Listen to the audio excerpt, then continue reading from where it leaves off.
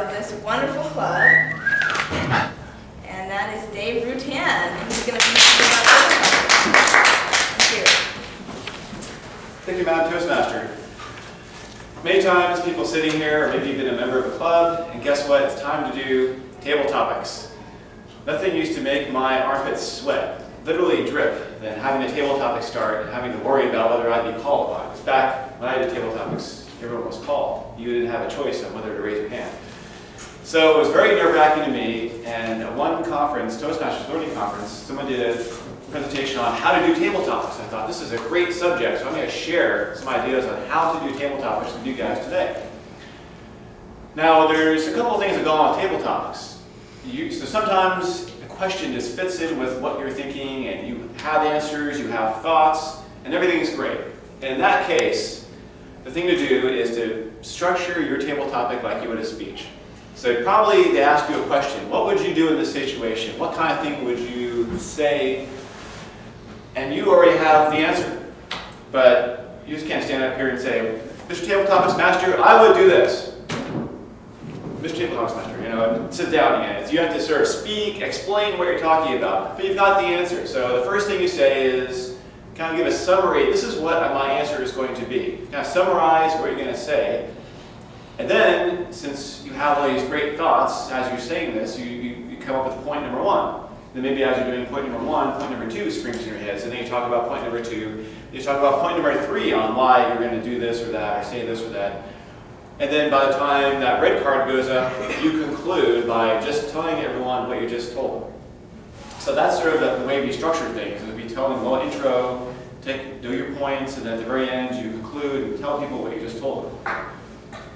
And that usually does not happen, because usually the table topics question happens. Maybe you have a couple of thoughts, maybe you don't have any thoughts, and maybe you're not being a volunteer, maybe you're being called upon, so you have to come up here and answer the table topics. And the first technique to use in that situation is what Anika did very well, which, whether or not she was trying to do it, you stall. Stall for time. One of my favorite ways to stall for time to allow yourself to think is to rephrase the question. Say the question again, and you say it very slowly. Because the slower you say the question, the more time you have to think about an answer. And Anika was saying, well, the question today is, while I would recommend to people when, that sort of thing. So repeat the question, do it slowly, and as you're repeating the question, you're thinking, what am I going to say, what am I going to say? And but if you still don't have any thoughts. It can happen, you have the question, you just don't know where you're going to go, maybe it's a politically charged question, you're worried about saying the right thing, or maybe you just don't have much experience in that field. But for sure, you'll have something to say about that topic. So when it happens to me, and what politicians do all the time, is that they don't want to look stupid, so you just start talking in general about the subject. You don't know how you're going to answer the question, you really don't know how you're going to position it, but usually you can talk about, like someone says, Dave, explain how you would teach Martha Stewart how to embroider the American flag. And I'll stand up here and know nothing about embroidery. I would say, American flags are very important in society. What would we do without the American flag? And without stitching, things wouldn't be held together anymore. And just sort of talk in general. I could say something about embroidery and how my experiences with sewing machines always end up with broken thread and torn fabric and things like that.